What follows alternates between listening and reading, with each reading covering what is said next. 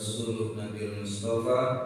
Allahumma salli wa sallim ala sayyidina Muhammadin wa ala alihi wa ashabihi ahli sidqi wal wafa. Amma ba'd. Subhanaka la ilma lana illa ma 'allamtana innaka antal alimul hakim. Jamaah subuh yang dimuliakan oleh Allah, alhamdulillah kita masih diberi hidayah oleh Allah Subhanahu wa taala. Salah satunya adalah hidayah sholat subuh berjamaah. Sebab itu pembeda di antara munafik dan yang muslim atau mukmin adalah salah satunya melalui sholat subuh. Maka hidayah yang besar ini, nikmat yang besar ini patut kita syukuri dengan ucapan tertinggi, yakni alhamdulillah. Tidak lupa salawat serta salam kita hadiahkan kepada junjungan alam, yakni Nabi besar Muhammad sallallahu alaihi wasallam. Mudah-mudahan syafaat tercurah baik di dunia maupun di akhirat. Amin Allahumma. Baik Bapak Ibu sekalian jamaah subuh yang dimuliakan oleh Allah, kita awali kajian subuh ini. Kita menginginkan karena memang tadinya diinginkan pembacaan Al-Quran setelah subuh, maka kemudian agar selaras kita ngaji tafsirnya. Kita ngaji tafsirnya per ayat sekalipun, ngajinya boleh beberapa ayat, tapi kita ingin yang kita baca kita paham, mudah-mudahan bisa menjadi amal juga. Amin.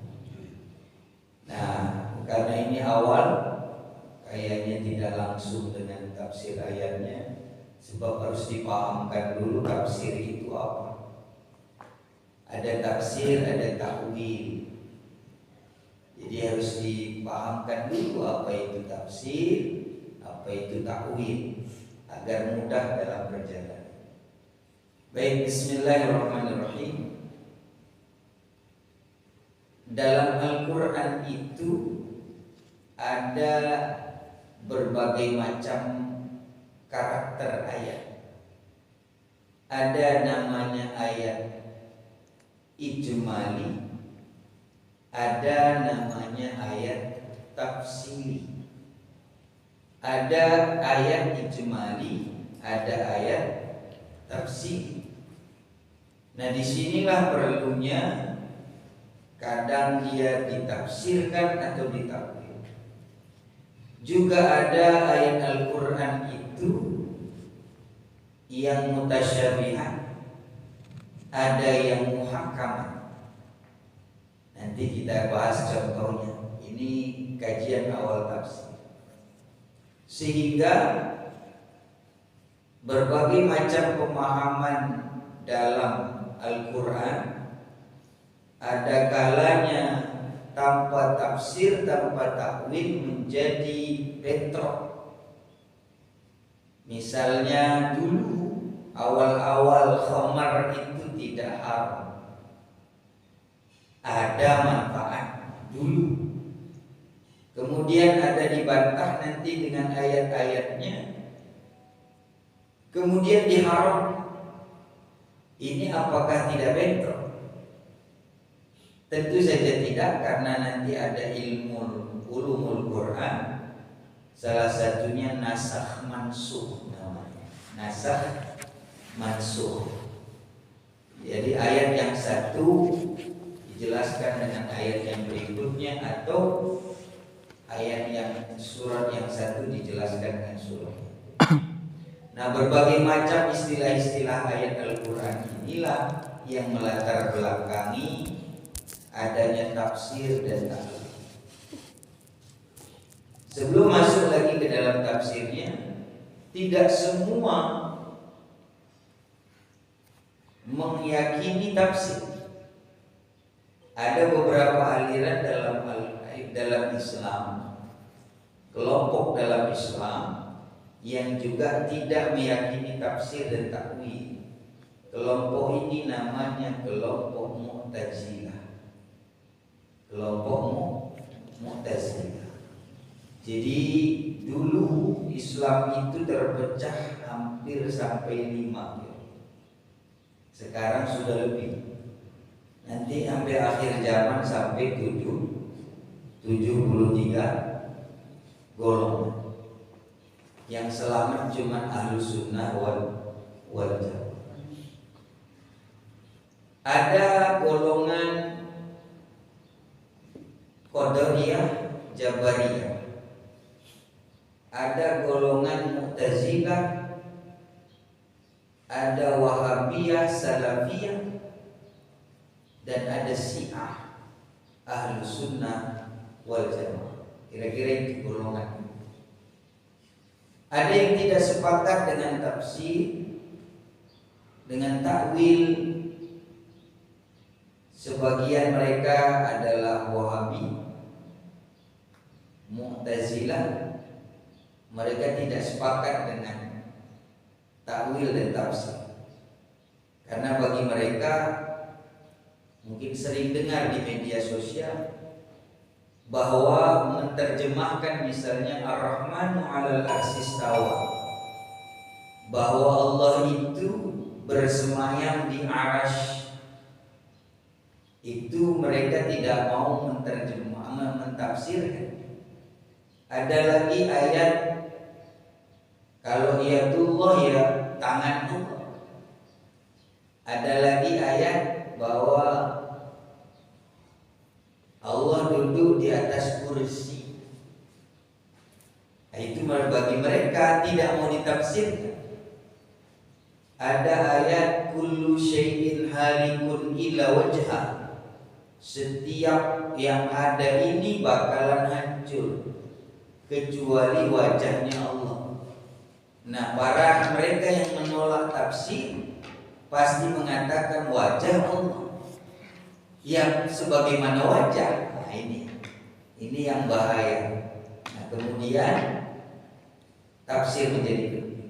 Kita kembali tadi ada ayat ijmali dan ayat tafsir.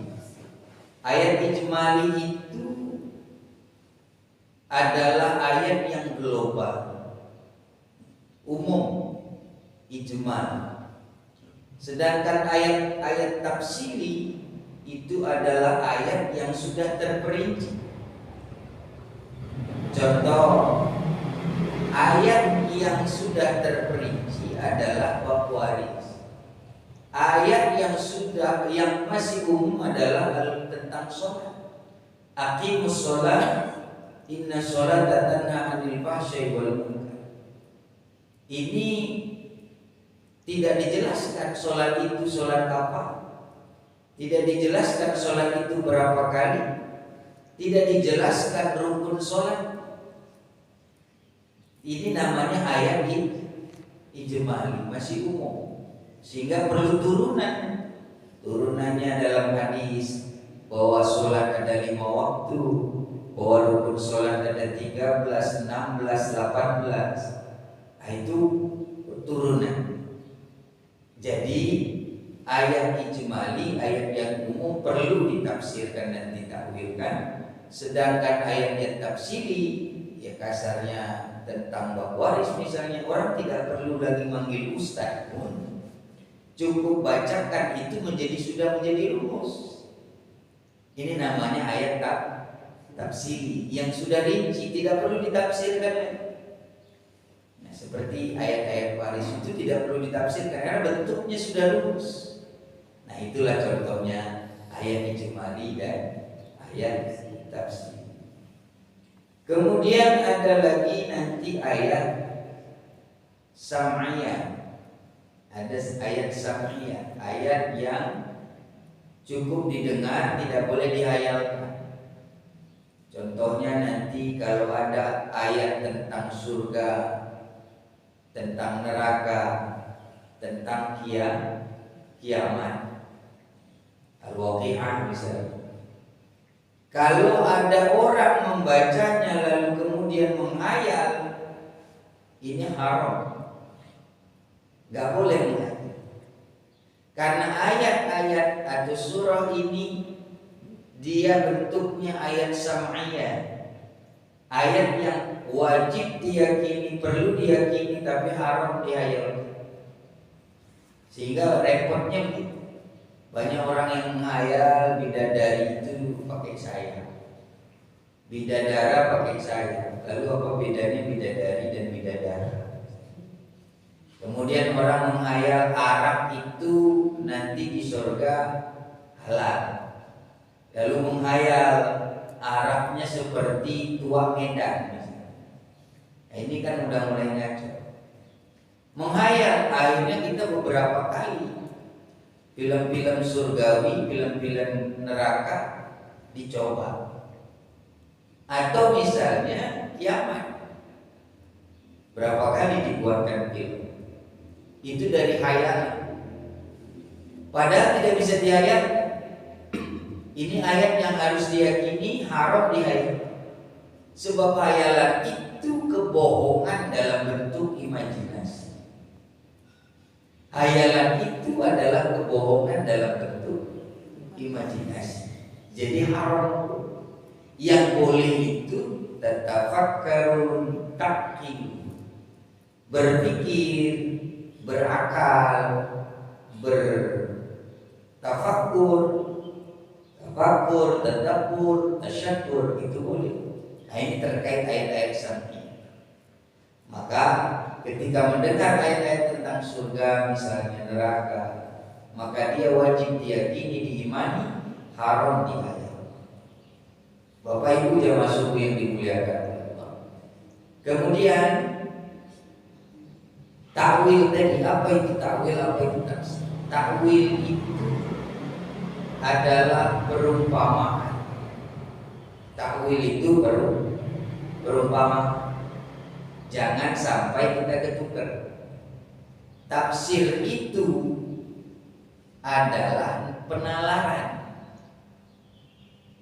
Kalau artinya sendiri rincian pemahaman, maka perlu kemudian diketahui baik takwil maupun tafsir,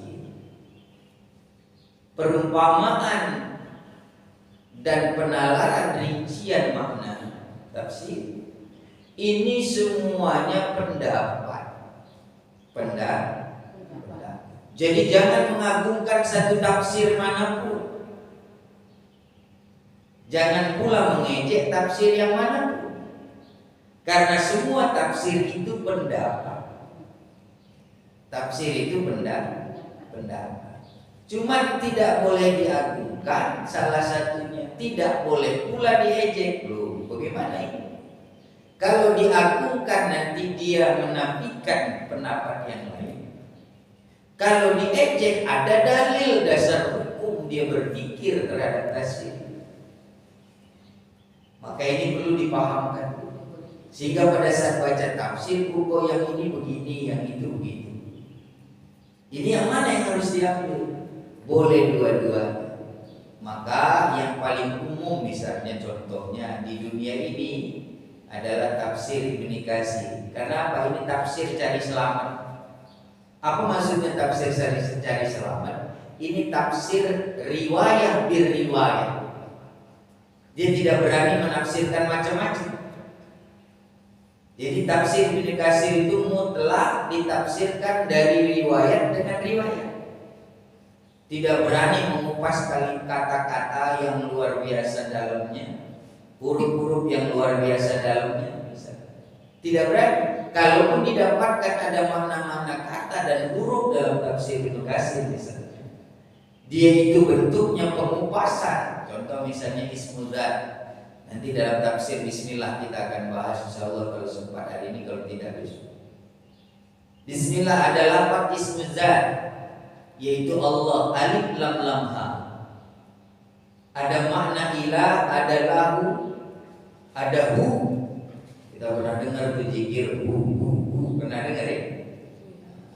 Ada tafsir, tapi bagaimanapun menafsirkan huruf, beliau ini tafsir Ibnu Katsir selalu memakai riwayat, ada hadisnya, ada riwayat. Beda sama tafsir yang lain. Tafsir yang lain selalu memakai bahasa, tafsir bahasa, tafsir kemudian memakai huruf seperti tafsir alif lam mim. Ada yang mencoba menafsirkan alif lam mim, ada yang cari aman, wallahu a'lam bimuradihi, ada yang begitu. Kalau ketemu itu namanya alif lam musakkal kilmi. Itu namanya alif lam musakkal kilmi dalam ilmu tajwidnya. Mad wajib musakkal kilmi dalam bacaan tajwid. Alif lam mim yasin. Ada beberapa terjemahan yang berani mereka tafsir. Itu berbeda lagi.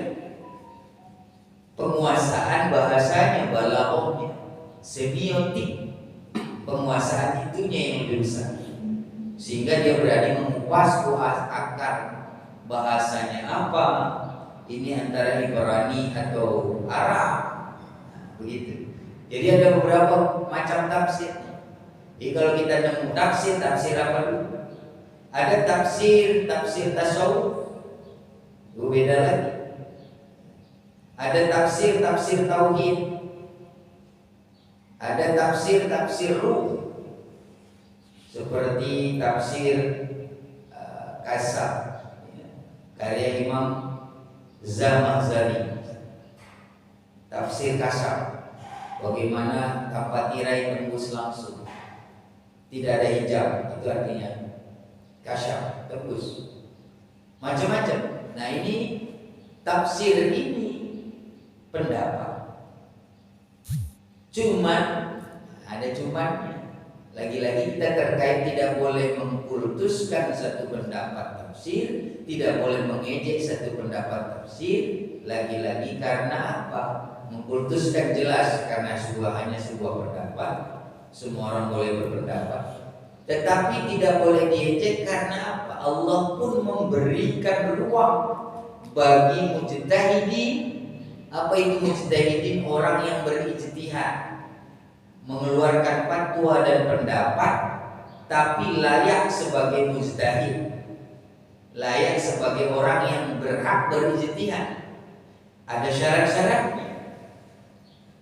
Salah satunya harus hafal Al-Quran, kemudian harus hafal ribuan hadis, kemudian harus hafal asbabun nuzul, kemudian harus hafal asbabul wurud, kemudian harus menguasai balagh, mantek, bayan, ilmu semiotik, semua itu, ilmu etimolog, ilmu bahasa. Nah, ini semuanya harus cukup syarat. Sebab kalau tidak cukup syaratnya haram. Kita mau kupas sedikit nih tentang bagaimana orang mencoba berpendapat, berfatwa, atau jangankan sampai di situ, menyampaikan saja bisa haram kalau tidak cukup syarat. Menyampaikan saja bisa haram kalau tidak cukup syarat. Contoh hadis yang populer, balighu anni walau ayat. Sampaikan olehmu dariku walau satu ayat, kata Rasulullah SAW. Ini ayatnya berantakan nih gara-gara pahamnya salah. Yang dimaksud balighu anni walau ayat, sampaikan dariku walau satu ayat, itu adalah kalau benar-benar tahu, ngerti, paham satu ayat itu. Tapi kalau baru bab cenah, ceksa, cenah, ini haram menyampaikan, haram menyampaikan. Jangan sembarang. Jadi harus paham betul, tahu betul, paham betul, baru boleh disampaikan. Kalau tidak haram. Nah ini hukumnya. Apalagi menjadi fatwa, pendapat, menafsirkan, mentakwilkan. Siapa orang yang berani berpendapat terhadap ayat Allah, menafsirkan ayat Allah, mentakwilkan ayat Allah tanpa didukung dengan ilmu-ilmu yang cukup syarat, maka bukan dapat rahmat dan pahala, melainkan dapat laknat. Bahasa Rasulnya, siapa orang yang berani menafsirkan, menakwilkan ayat Al-Quran tanpa ilmu, bighairi ilmin, maka silahkan pilih posisimu di neraka. Begitu maksudnya. Oh, ini bahayanya di sini. Tidak sembarangan juga menjadi ahli tafsir. Dia harus cukup syarat. Tetapi seandainya sudah cukup syarat misalnya, lalu salah dalam berpendapat, lalu salah dalam penafsiran, pentakwilan, ini diberi pahala juga oleh Allah, asal cukup syarat. Hadis Sahih Bukhari, barang siapa yang saat berijtihad ternyata ijtihadnya salah, pendapatnya salah, tafsirnya salah, takwilnya salah, Allah beri pahala satu. Luar biasa posisi mujtahid. Salah saja diberi pahala. Kenapa? Karena dia sudah mengerahkan seluruh kemampuannya beserta ilmu yang disyaratkan tadi dalam berpendapat dan berijtihad, maka dia tetap diberi pahala oleh Allah Subhanahu. Sedangkan apabila dia benar dalam tafsirnya, benar dalam takwilnya, benar dalam pendapatnya, maka dia langsung diberi pahala. Ini kenapa kita katakan sekalipun tafsir itu pendapat, sekalipun takwil itu pendapat, tapi mereka cukup syarat sehingga tidak boleh diejek, tidak boleh dihina. Allah saja memberikan pahala bagi kesalahan ijtihadnya saat dia layak menjadi mujtahid. Kenapa berani kita menghina pendapat? Saya kasih contoh, tapi jangan bilang saya ini pendukung Pak Quraisyah, jangan, nanti salah paham deh. Tafsir Quraisyah tentang bab jilbab ini heboh kan ya? Heboh ya. Kata Pak Quraisyah tidak wajib. Tuh, jangan kita gara-gara itu lalu kemudian mengejek tafsir Al-Misbahnya, mengejek, padahal beliau cukup syarat. Sekalipun tidak sependapat, makanya saya sering ajarkan kepada santri begini. Saat kita mendengar ilmu, jika yang dia keluarkan hadis dari Rasulullah SAW, asal sahabat misalnya, maka wajib untuk mengambilnya telan mentah-mentah, boleh. Kalau itu hadis Rasul. Tapi pada saat seorang kita mendengar ilmu dari seseorang, lalu dia berpendapat, menurut saya kata Ustaz, menurut saya kata Habibnya, menurut saya kata kiainya, tahan dulu. Kenapa tidak boleh ditelan mentah-mentah? Karena itu pendapat si fulan itu, karena itu pendapat kiai itu, karena itu pendapat beliau. Tidak boleh. Maka saya merangkumnya dengan istilah begini pada saat mengajarkan. Silahkan menghukumi, tapi jangan menghakimi. Apa maknanya ini? Boleh berprinsip, boleh berpendapat, itu hak masing-masing. Tapi jangan menjudge pendapat orang lain, sebab itu sudah menghakimi jatuh. Kita kan punya hukum masing-masing. Hukum pribadi yaitu prinsip, hukum keluarga yaitu ruang lingkup privasi.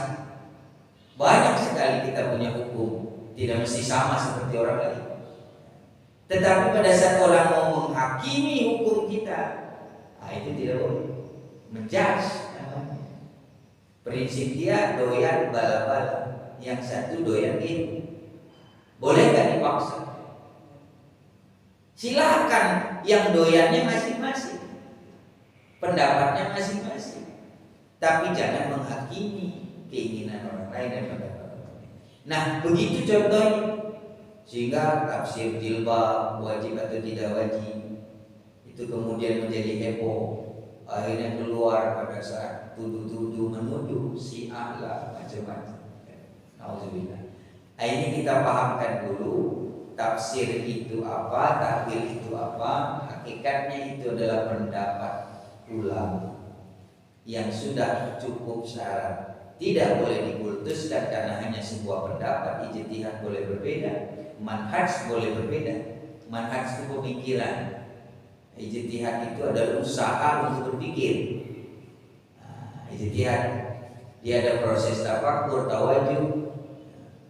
Maka terkait ini ada satu kisah, ini sebagai penutup awal subuh ini, karena syuruhnya sebenarnya jam 5:41.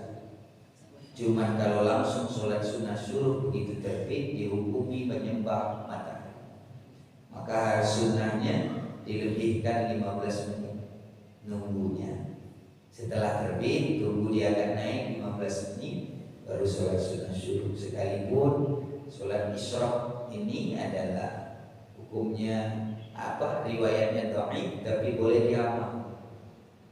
Riwayat hadis tentang barang siapa sholat subuh berjamaah lalu dia duduk berzikir di masjid sampai dan terbit matahari, kemudian dia sholat 2 rakaat, maka kemudian dia mendapat pahala bagi ibadah haji dan umroh yang sempurna. Ini ulama berbeda pendapat, khilafiyah. Ada yang mengatakan tidak ada syuruh, tidak ada isyraq, yang ada sholat duha. Jadi jangan nanti gara-gara itu kita memaksa. Tapi sekalipun itu kata Imam Nawawi dalam mazhab Syafi'i boleh diambil sebagai amal. Boleh hadis dhaif sekalipun boleh dipakai dalam amal. Tapi dalam hukum tidak boleh. Menghukumi tidak boleh dengan hadis dhaif, tapi mengamalkan ibadah sesuatu boleh dengan hadis dhaif. Yang penting ada hadis riwayat. Maka syuruh itu sunnahnya baik syuruh maupun sholat duha sunnahnya sendiri-sendiri, tidak berjamaah dan tidak dikeraskan. Ada lagi beda pendapatnya nanti sholat duha 8 atau 12 paling banyak. Yang jumhur ulama 8 rakaat paling banyak. Ada pendapat 12 rakaat. Tapi ini kadang orang debat 8 atau 12 padahal yang dilakukan 2 rakaat. Itu aneh. Yang anehnya begitu, debat 8 soheh mah, 12 itu soheh. Tapi kamu berapa sholatnya? 2 rakaat. Nah, ini yang kadang-kadang kebalik terus. Seperti tarawih yang berdebat dan sebagainya. Nah itu. Jadi ini kita tutup dengan satu kisah bagaimana berpendapat, mengeluarkan pendapat dari ijtihad. Ya, setelah berijtihad keluar pendapat, contohnya tafsir dan takwil, ini pahalanya luar biasa. Kita tutup dengan kisah itu, nanti kita sambung besok dengan langsung tafsir. Bisa ya, cukup ya kita tutup dengan sebuah kisah tentang ijtihad, tentang tafakur, keluar satu pendapat untuk masalah. Ini mudah-mudahan bisa kita lakukan. Tidak mesti jadi ulama baru ijtihad. Kita memikirkan sesuatu, tafakur namanya. Keluar pendapat yang menjadi maslahat, ini sama juga dengan riwayat hadis ini. Baik, kisahnya penutup subuh ini.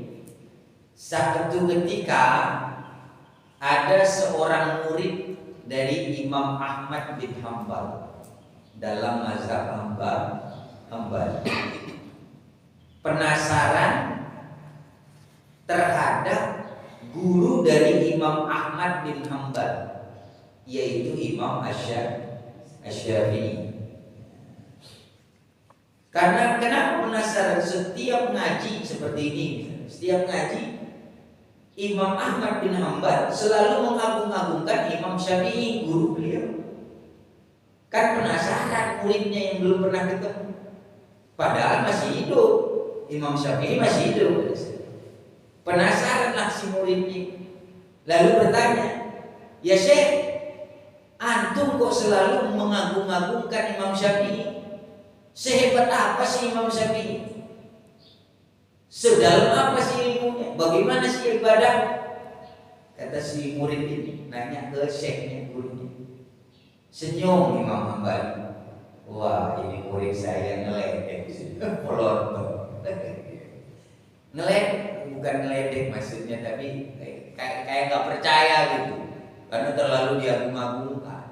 Dikit-dikit, oh Imam Syafi'i itu begini-begini. Akhirnya kan penasaran murid. Oh kamu penasaran, baik. Kata Imam Hambali, besok saya utus kamu pergi ke rumahnya Imam Syafi'i. Tolong nginep ya, tolong nginep semalam saja.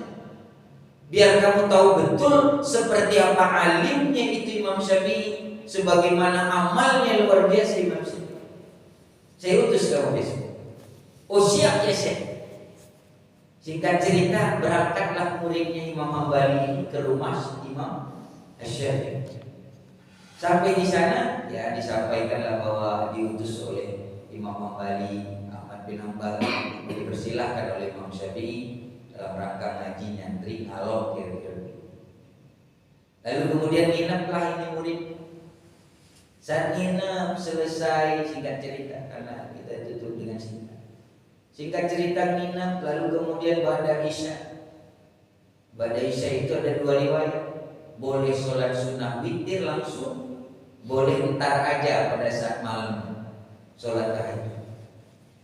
Ini biasanya yang paling getol dilakukan oleh murid ini mungkin mengikut pendapat yang lebih kuat, yaitu pendapat Sayyidina Umar bin Khattab radhiyallahu anhu, bahwa sholat malam itu yang terbaik malam hari itu yang diikut, sehingga witirnya pun tengah malam, tahajud dulu baru witir. Nah, karena ada dua pendapat tentang witir. Ada pendapat Sayyidina Ali bin Abi Thalib radhiyallahu anhu bahwa itu witir langsung aja pada Isya, karena takut gak bangun. Nah, ini cerdasnya Imam Ali, Sayyidina Ali. Jadi kalau takut gak bangun udah witir aja pada Isya. Tapi kalau Sayyidina Umar yakin, karena setan gak mampu menduduki kelopak mata Sayyidina Umar. Begitu melek langsung mati rasanya setan, saking takut dengan Sayyidina Umar, sehingga tidak mampu untuk menduduki kelopak mata Sayyidina Umar, sehingga tidak ada yang mampu melalaikan beliau bangun malam. Bedanya di sini. Nah, ini dipahami, namanya juga santri ahli fikih, juga dipahami oleh. Akhirnya murid ini bangun tengah malam seperti biasa, tahajud, kemudian qiyamul lail, kemudian sholat sunnah. Tapi penasaran, dari ba'da Isya sampai tahajud menjelang subuh pun ini Imam Syafi'i kok gak keluar-keluar dari ruangan kitab. Ruangan, ada satu ruangan tempat beliau ngaji. Kok gak sholat, gak ngapa-ngapain, gak zikir, cuman mantengin aja satu kalimat dalam kitab, manteng. Bingung ini. Tapi ke dalam kebingungannya ini akhirnya bertanya juga murid.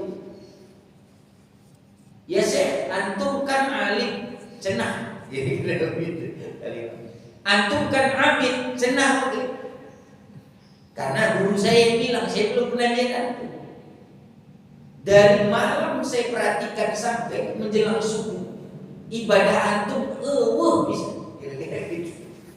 Diam baik, nggak ngapa-ngapain, diam aja di depan meja, di depan kitab, diam aja, nggak ngapa-ngapain. Ini di mana alimnya, di mana abidnya? Nah, senyum lagi Imam Syafi'i jawab nih murid. Yang tadi seperti kata Imam Hambali, menimpa lontong bisa. Gitu. Apa jawaban Imam Syafi'i? Ketahuilah ya rujul, ketahuilah wahai pemuda, wahai santri, yang kau lakukan dari Isya sampai menjelang subuh tadi, sholat bermacam-macam ragam sholat, ibadah yang macam-macam, zikir, ngaji dan lain sebagainya, baca Quran, i'tikaf dan lain sebagainya, tidak ada apa-apanya dibanding saya berpikir sejenak tentang masalah umat.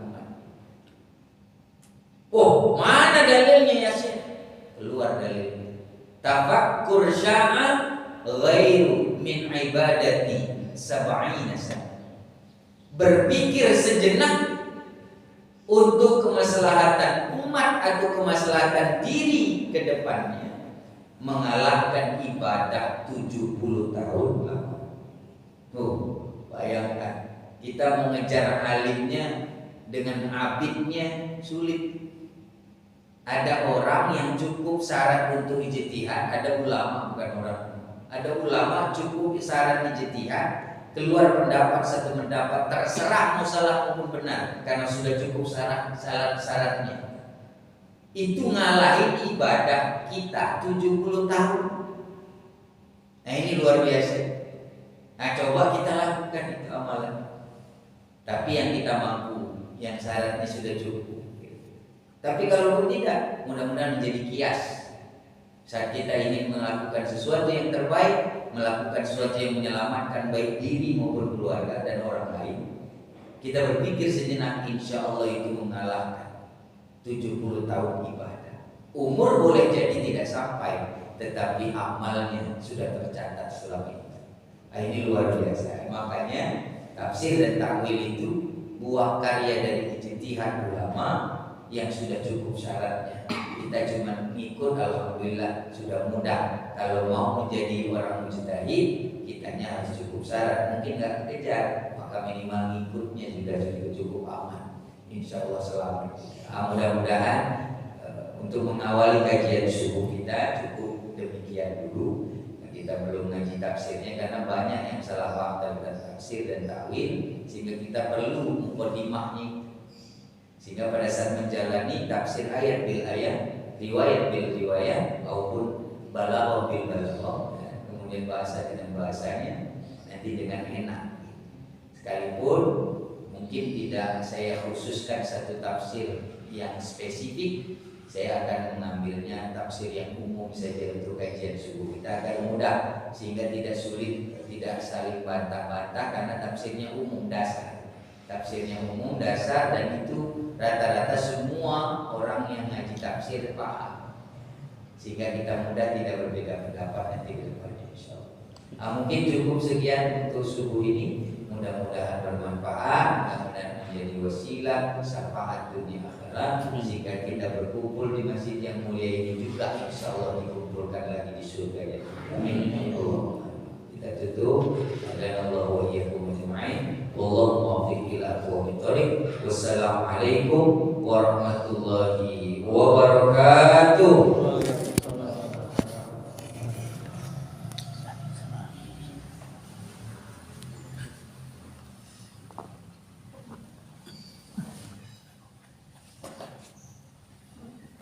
Ustaz, saya duluan. Mangga.